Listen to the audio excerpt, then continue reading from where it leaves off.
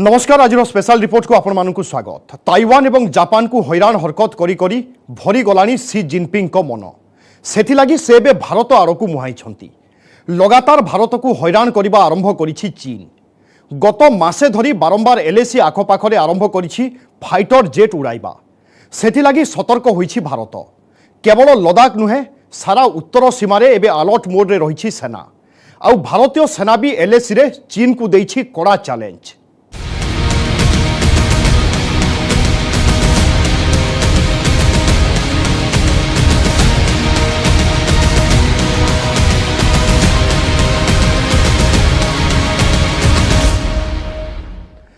उत्तर एवं पूर्वोत्तर भारत में थिबा इंडियन एयरफोर्स रो समस्त फ्रंटलाइन एयरबेस को एक्टिव कर दिया जाइछि।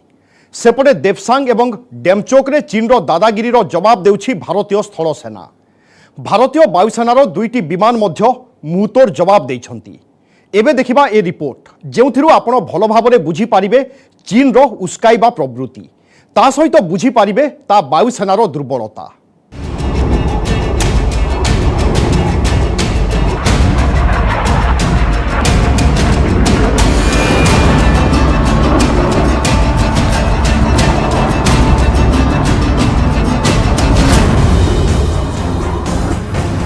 लदाखर एलएसी चारिपाख आकाश में एक विराट मुकाबिला और विपदर आशंका। चीन एलएसी रे उड़ाइला J-11 फाइटर जेट। यार जवाब रे भारत काउंटर अटैक पाई उड़ाई MiG-29।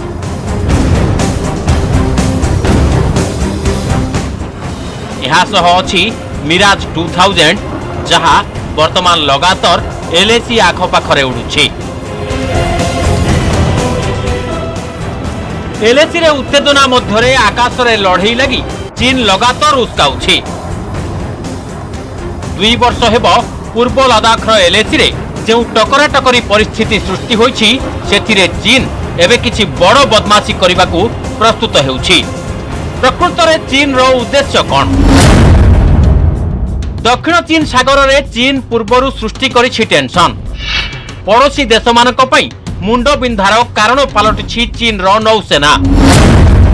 वर्तमान चीन निजर 3 शत्रु अर्थात ताइवान और जापान सहित अमेरिका विरोध रे अत्यंत आक्रमणात्मक होई पड़िछि।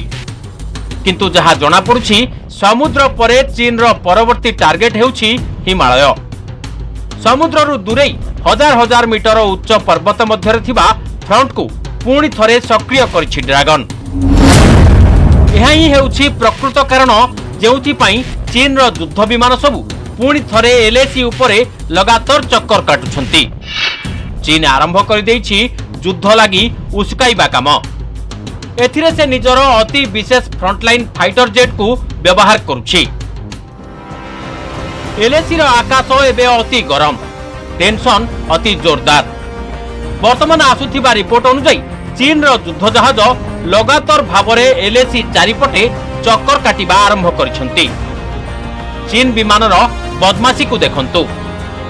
समस्त आलोचना सत्वे चीन रो विमान गुड़िक एलएसी रो 10 किलोमीटर परिधि मध्यरे उड़ान करिसंती। एही विमान गुड़िकर मुकाबिला पई संपूर्ण प्रस्तुत भारतर एयर डिफेन्स। एथिपाई चीन रो J-11 सहित प्रतिद्वंदिता करिबाकू भारत एहार 2टी विशेष विमान को लॉन्च करिछि। एलएसी रो प्रतिरक्षा कार्य रे लगातार नियोजित अछंती MiG-29 और मिराज 2000। चीन एकथा मध्य जाने जे एही 2टी विमान विरोध रे तार फाइटर जेट बेस दुर्बल। तेनु सेथि लागि चीन रो जहाज गुड़िक छकी छकी एलएसी निकट को आसुछंती आ पुणी पछकू पलायन करूछंती। तेबे सी जिनपिंग को एपरी करिबाकू हठात काहेकि आवश्यक पड़िला? जेउ प्रसंग रे भारत और चीन रो कमांडर माने लगातार आलोचना जारी रखिछंती जेतेबेले दुई देशर सेना मध्यरे उत्तेजना ह्रास लागि उद्यम चलिछि एवं उभय पार्श्व रे थिबा सामरिक नेतृत्व परस्पर सहित निरंतर जोगाजोग रे अछंती। प्रश्न उठुछि सेतेबेले सी जिनपिंग तांको वायुसेना को एपरी उत्तेजनामूलक पदक्षेप नेबाकू काहेकि निर्देश देले?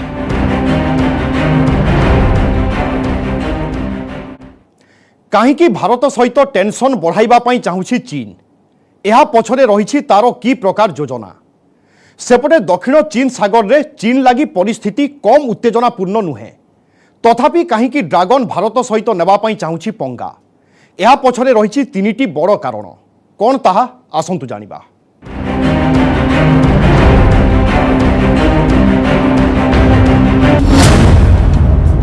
चीन और भारत मध्य थिबा एलएसी रे मे 2020 रु देखा देइछि तिक्तता। गलवान रे संघर्ष और उभय पटर सैनिकों मृत्यु परे उभय चीन और भारतर सैन्य माने मुहांमुही होइतिबा स्थानरु पछको हटिछन्ति। पांगोंग ह्रदर उभय पटरु पछको हटिबा परे उभय सैन्य बाहिनी तथापि डेप्सांग और डेमचोक अंचल रे एलएसी निकट रे एबे भी मुतयन अछन्ति। लद्दाख एलएसी रो उभय पार्श्व रे एबे भी अछन्ति 50 रु 60 हजार सैन्य। एबे उभय देशर फाइटर जेट एही सर्वोच्च फ्रंट रे सक्रिय हो जाइछन्ति। चीन उड़ाउछि एहार J-11 विमान। एहार मुकाबिला लागि भारत भी एहार वायुसेनार MiG-29 और मिराज 2000 को नियोजित करिछि। एहा स्पष्ट जे चीन हठात आक्रामक हेबा पछर रहिछि एक बड़ षडयंत्र। आउ एहा दिने कि 2 दिन तळु करू नाही। चीन रो युद्ध विमान प्राय मासे हेब एलएसी आखपाखरे लगातार उड़ी बुलुछन्ते। निकटरे 24 और 25 जून रे चीन रो विमान एलएसी आखपाखरे एहीपरि मिशन रे उड़ाण करथिले। सेमाने एलएसी रो प्राय 10 किलोमीटर पाखापाखी अंचल को पसी आसुछन्ति आउ तापरे फेरी जाउछन्ति। दुई देश मध्यरे भरोसा सृष्टि हेबा लागि जेउ कथा नै सहमति होइतिला ता मध्यरे थिला 10 किलोमीटर रो एक एयर बफर जोन तयारी करिबा। स्थिर होइतिला एलएसी रो उभय पार्श्व रे 10 किलोमीटर पर्यंत कौनसी प्रकार आक्रामक उड़ाण करा जिवो नाही। एलएसी को नहीं विश्वास सृष्टिकारी पदक्षेप भावे एही कथा गुड़िक बेस गुरुत्वपूर्ण। एहारी आधार रे ही पांगोंग रो उभय पार्श्वरु कमिथिला उत्तेजना। तापरे उभय देशर सैन्य बाहिनी सेमानकर पुराना स्थान को फेरी आसीथिले एवं आशा थिला जे एलएसी उपरे भारत और चीन मध्यरे विवाद ह्रास पाइबो। किंतु लागुछि सी जिनपिंग एही बुझामणा को डस्टबिन रे फोपाड़ी दैछन्ति। कारण चीन वायुसेनार कार्यकलाप जना पड़ुछि जे सी जिनपिंग दुई देश मध्यरे होइथिबा आलोचना को कौनसी गुरुत्व देउ नाहंती। आउ से ताहा ही करिबाकू चाहुचन्ति जहा तांकर विस्तारवादी नीति कहूछि।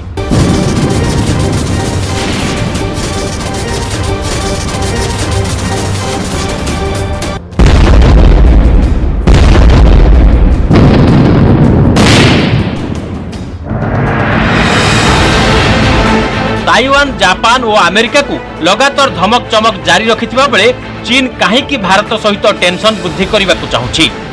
यहा पछरे चीन रो कोनोसी नुवा योजना अछि कि चीन समुद्र ठारू दूर थिबा हिमालय पार्वत्यांचल रे आउ एक फ्रंट को पुणी काहेकि सक्रिय करबाकू चाहूछि। एलएसी रे चीन रो एही नुवा रणनीति पछरे तीनिटी बड़ उद्देश्य थाई पारे। प्रथमटी हेउछि से भारतीय सेनार सक्रियता देखिबाकू चाहे। यहाकू कहा जाए रेस्पॉन्स टाइम, अर्थात ताकू केते समय मध्यरे जवाब मिलुछि। द्वितीयतः लद्दाख एलएसी आखपाखरे भारत केउ प्रकार एयर डिफेन्स सिस्टम नियोजित करिछि ताहा मध्य देखिबाकू चाहूछि चीन, जहा द्वारा युद्ध परिस्थिति रे से यहाकू एडाई निजर मिशन को सफल कराई परिबो। एवं तृतीय हेउछि से लगातार एलएसी रे उत्तेजना जारी रखी एही अंचल रे विवाद को बजाय रखिबाकू चाहूछि, अर्थात एलएसी रे निज दादागिरी को बजाय रखिबाकू चाहूछि चीन। लद्दाख हेउ बा सीमार अन्य कोनोसी स्थान सबुठी जे केही भी भारतर सीमा उपरे आखि पकाइबो ताकू जवाब देबा पई सर्वदा प्रस्तुत भारतीय सेना। तेणु लद्दाख रे एलएसी रे ड्रागन रो हरकत को देखि बेस प्रस्तुति करिछि भारतीय सेना। एपरिकी चीन को तारी भाषा रे जवाब देबा लागि मध्य आरंभ करिछि उद्यम। वर्तमान भारतीय वायुसेना मध्य चीन रो एयर पावर को बुझिबा पई समस्त संभव चेष्टा करुछि। तिब्बत रे चीन रो एयरबेस ठारू आरंभ करी एलएसी रो फ्रंट पर्यंत भारतर राडार गुड़िक लगातार चीनी फाइटर जेट गुड़िक उपरे नजर रखिछन्ति। एहा मध्य हिसाब करा जाउछि जे चीन वायुसेना जेकोनोसी अटैक मिशन पई केते समय नउछि। एहाको एयर वारफेयर भाषा कहुए शत्रुर फ्लाइंग पैटर्न को बुझिबा, जहा फल शत्रुर दुर्बलता और यार शक्तिशाली दिग संपर्क में आकलन कर चीन वर्तमान हरकत को नहीं एथिलागि आश्चर्य होगा स्वाभाविक जे कारण 17 जुलाई रे भारत और चीन कमांडर मध्य 16तम राउंड आलोचना होइथिला। तापरे मात्र एक सप्ताह मध्य चीन एलएसी आकाश रे निज बदमाशी को अधिक तीव्र करदेला। तार विमान एलएसी आखपाखरे आरंभ कले उड़ाण। एबे यार उत्तर देवा आरंभ करिछि भारत, जहा द्वारा चीन निज सीमा मध्य रहिबो।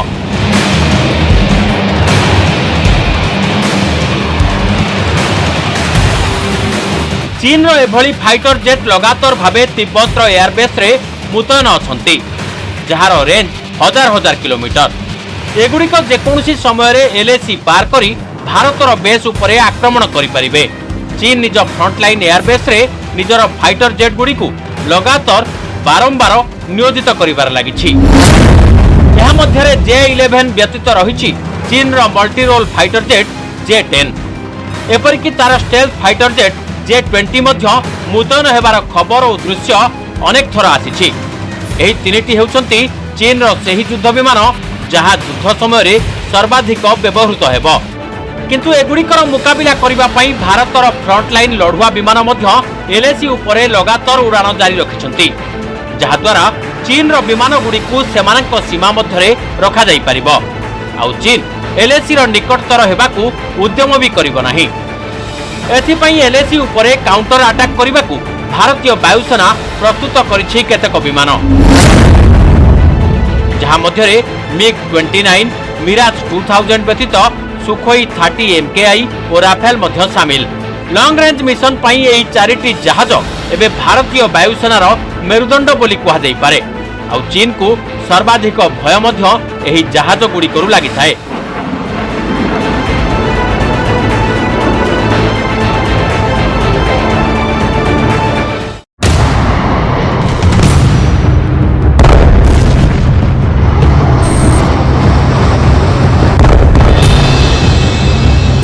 चीन सामने एक बड़ा आह्वान हेउछि भारतर वायुसेना। ता छड़ा अमेरिका सहित जापान और ताइवान रो एयर पावर मध्य एक बड़ चैलेंज। अवश्य चीन ताइवान रो आकाश रे क्रमागत भाव में अनुप्रवेश करी निजर वायुसेनार धमकाइबा शक्ति प्रदर्शन करुछि। किंतु यह मध्य सत्य जे ताइवान पाखरे जेउ जेट गुड़िक अछंती सेगुड़िक चीन युद्ध विमान सहित बेस टक्कर दे परिबे। अमेरिका और जापान रो एयरफोर्स कथा तो बहुत दूर रे। जदि एलएसी रो आकाश रे प्रतिद्वंदिता हुए तेबे मध्य चीन रो एयर पावर भारतर समकक्ष हेबाकू संग्राम करिबो। एथिजोगु चीन निज चारि पाखरे शत्रु को दृष्टि रे रखी निजर एयर पावर बढ़ाइबाकू निष्पत्ति नेछि। एथिलागी चीन निजर पायलट ट्रेनिंग प्रोग्राम को अधिक बेगरे चलाइबाकू प्रस्तुत हेउछि। अर्थात से भल भावे बुझिछि जे एयर वार अभिज्ञतार अभाव हेउछि तार वायुसेनार एक प्रमुख दुर्बलता। द्वितीय कथा हेउछि चीन वर्तमान एहार युद्ध विमानर उत्पादन को शीघ्र वृद्धि करबाकू चाहुछि, कारण एहा सामना रे गोटिए नुहे चारि चारि जन शत्रु अछंती। आ समस्तक विरोध रे भिन्न भिन्न वार जोन रे लढिबा ता पई सहज हेबो नाही।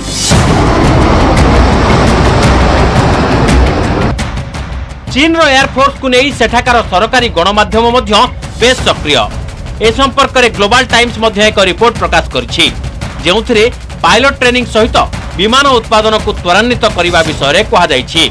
यह निहाती साधारण कथा जे जेकोसी वायुसेनार जड़े फाइटर पायलट को अधिक फ्लाइंग स्किल हासिल करने लगी अधिक रु अधिक फ्लाइंग आवर आवश्यक। अर्थात जड़े पायलट जेते अधिक विमान उड़ाइबे से यह उपरे सेते अधिक दक्षता हासिल करिवे।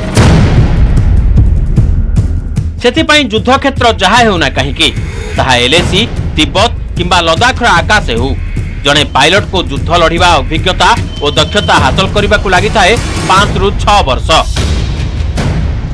किंतु चीन चाहूची यार पायलट माने एक नूतन तालीम कार्यक्रम द्वारा एपरी दक्षता मात्र 3 वर्ष मध्य हासिल करंतु। अर्थात चीन अधा समय मध्य भल पायलट प्रस्तुत करने को चाहूची।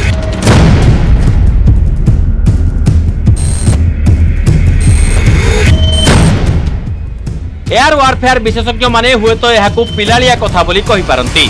हुए तो चीन रो नुआ तालीम कार्यक्रम टेक्नोलोजी आधार रे नुआ पायलट मानकू उन्नत कर देई थाई पारे, किंतु सर्वशेष रे गुरुत्वपूर्ण कथा हेउची विमान उड़ीबार क्षमता एवं विमान को चरम उच्चतार पहुंचाइबा लगी अभिज्ञता ही आवश्यक होइथाय, जहा युद्ध रे विजय और पराजय मध्य पार्थक्य सृष्टि करे। एलएसी परी युद्ध क्षेत्र पई चीन रो वायुसेना एक दुर्बल सेना बोली मन करा जाए। एथिलागी चीन को एठारे भारत तुलन में 2 किंबा 3 गुणा अधिक जहाज मुतयन करने को पड़िबो, कारण एही उच्चतारे अम्लजान रो अभाव हेतु युद्ध विमान गुड़िक पूर्ण क्षमतार कार्य करि परिबो नाही। सेतिपई वर्तमान चीन युद्ध विमान उत्पादन को त्वरान्वित करने को चाहूछि। यार फोकस मुख्यतः 4टी जहाज उपरे रहिछि, जहा मध्यरे रहिछि J-15, J-16, J-20 और J-10 जहाज। एही 4टी युद्ध विमान तैयारी करुथिबा कंपनी गुड़िकु सेमानकर उत्पादन त्वरान्वित करने को कहिछि चीन।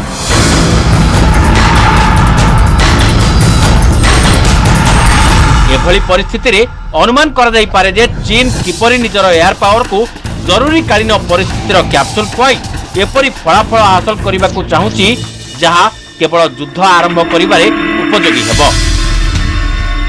चीन वर्तमान समुद्र रे मध्य एभली उद्यम करुछि, आउ एलएसी रे भी एहार उद्देश्य अत्यंत खराब थिबा मने हेउछि।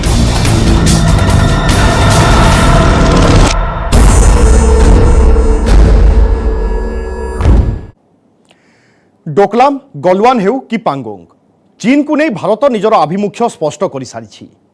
भारतीय सीमा उपरे नजर पकाइले चीन को मिलिबो तारी भाषारे जवाब। सीमारे जेउठी भारतीय सैन्य को अधिक शक्तिशाली करा जाउछि, कूटनैतिक स्तर में मध्य दिया जाउछि कड़ा जवाब। भारत में चीन आप को बैन करबा हेउ कि विंटर ओलंपिक्स उद्घाटनी एवं उद्यापनी उत्सव को वर्जन, भारत यह देखाई देछि सीमारे केवल भारतीय सेना नुहंती, तांको सहित 130 कोटी भारतीय मध्य सामिल।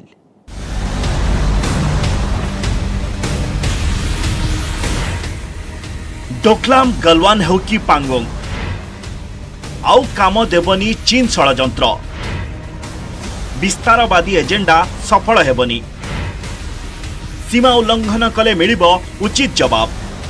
डोकलाम, गलवान, पांगोंग, भारत उपरे सबु बेले चीन रो खराब नजर, हेले चीन रो चालाकी आउ काम देबनी, कारण एबे जो भली भाषा रे चीन बुझुछि ठीक सही बड़ी अंदाज रे जवाब देउछि भारत।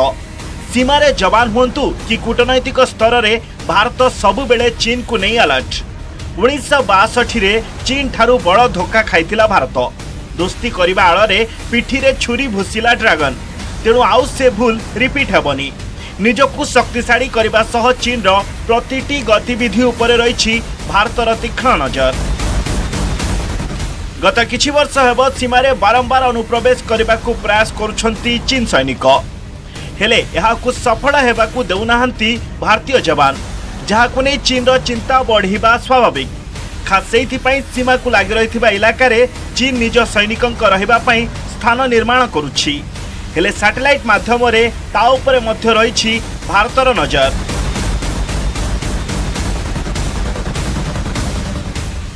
सैन्य स्तरीय कथबार्ता मध्य जारी रहिछि, हेले भारत निज सार्वभौमत्व सह केबे भी सालिस करिबो नाही बोली रोकठोक कहि सारिछि। तेणु विवादीय अंचल को चीन आसिले परिणाम महंगा पड़िबो एथिरे संदेह नाही।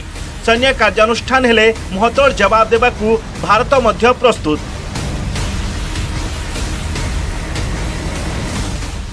चीन सह मुकाबिला रे सेना सह सबु बेले रहिछंती भारत सरकार। सीमारे अनुप्रवेश समय जो हिंसा हैला तार तो जवाब देले भारतीय सैनिक। अन्यपटे देशर व्यवसाय को नहीं मध्य चीन को लागिला बड़ झटका। सुरक्षागत कारण नहीं चीन 267 आप उपरे कटकणा लगाइले केंद्र सरकार, जहां मध्यरे सामिल थिला टिकटॉक भली पॉपुलर ऐप। बड़ कथा हैला एही पदक्षेप को साधारण लोक मध्य स्वागत कले। विश्व पई चीन कौनसी विपद ठारू कम नुहे, कारण हैला तार विस्तारवादी एजेंडा। एमिति एक देश जे निजर पड़ोसी ऊपर रखुछि खराब नजर। देखिबाकू गले तार करज जाल रे पाकिस्तान और श्रीलंका भली देश फसी सारलेनी, हेले भारत विरोध रे तार ए चाल काम देलानी, कारण चीन रा चाल और चरित्र भल भावे जानिछि भारत। बड़ कथा है भारत आत्मनिर्भर हेबाकू जारी रखिछि प्रयास। तेणु एठारे चीन रा चाल केमिति काम देब सेहीपर अन्य समस्त क्षेत्र में चीन को टक्कर देबाकू सक्षम भारत गत 60 वर्ष मध्य केते शक्तिशाली हो सारे ताकू बोधुए जानी चीन नहेले ताकू बर्दाश्त करि पारुनी। हेले भारत सह बदमाशी कले तार परिणाम महंगा पड़िबो एहाकू मने रखिबा जरूरी। Bureau report news 18 Odia. सीमारे चीन रो कारनामा दृष्टि भारतीय वायुसेना राफेल सामिल होगाकू गुरुत्वपूर्ण भाव में देखा जाउछि। धोकाबाज चीन रो सबु गतिविधि उपरे नजर रखिछि भारत। ड्रागन रो सबु चाल रो उचित जवाब देवा पई करा जाइछि प्रस्तुति। युद्ध हेउ कि कूटनैतिक मैदान सबुठी चीन को मिलिबो मुहूर्तोर जवाब।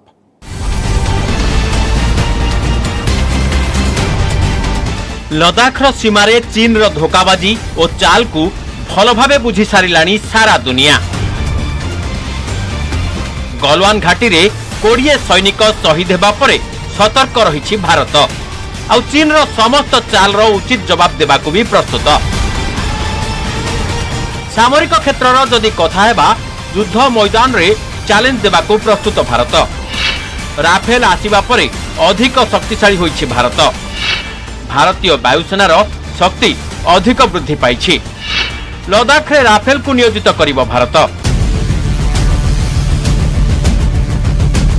यह बाद मध्य लद्दाख रे भारतीय सेना जेकोसी परिस्थितिर सामना करने पूरापूरी प्रस्तुत। एपटे राजनैतिक और कूटनैतिक मैदान रे मध्य चीन रो समस्त चाल रो कड़ा जवाब देछि भारत। भारत को अस्त्रशस्त्र जोगाउथिबा दुनियार 4 बड़ देश रूसिया, अमेरिका, फ्रांस और इस्राएल सह राजनैतिक और कूटनैतिक स्तर में चली कथबार्ता। सामरिक सहयोग और प्रतिरक्षा संपर्क मजबूत करने को कहिछि इस्राएल। लद्दाख प्रसंग में अमेरिका खोलाखोली भावे भारत को समर्थन पाई कहिछि। रूसिया मध्य भारतर साथ देवा नहीं देइछि भरोसा। रूसिया भी भारत को जोगाई चली आधुनिक अस्त्रशस्त्र। चीन विरोध में फ्रांस भी भारत सह छिड़ा होइछि। राफेल विमान दे भारत सह संपर्क को अधिक मजबूत करिछि फ्रांस। लद्दाख रे भारत और चीन मध्य चलिथिबा सीमा विवाद एबे भी लागी रहिछि। तेणु चीन उपरे भरोसा करिबा असंभव, कारण से गोटिए कथा कहिथाए आउ गोटिए कथा करिथाए। तेणु एभଳି स्थिति रे चीन को सबु स्तर रे भारत जवाब देबा जरूरी, जहा फल रे आउ केबे भी भारतर सीमा को आखि देखाइबाकू साहस करिबनी ड्रैगन। समस्ते जानती जे चीन रो शक्ति भारत ठारू ढेर अधिक, किंतु इतिहास साक्षी अछि युद्ध केवल शक्तिशाली देश जीते नाही। उत्तम कूटनीति रणनीति सहित उपयुक्त योजना आधार रे बड़ बड़ शत्रु भी पछकू हटिबा पई बाध्य होती। से गलवान हेउ बा डोकलाम ए सबु स्थान रे भारतर रणनीति ही चीन को पछकू हटिबा पई बाध्य करिथिला। तेबे चीन पटु विपद को दृष्टि रे रखी आमकु समस्त प्रस्तुति आगुआ करिबा पई हेबो, सदा प्रस्तुत रहिबा पई हेबो। तेबे आज तो समय होइछि स्पेशल रिपोर्ट को एट रखिबा। विदाय दियंतु, नमस्कार।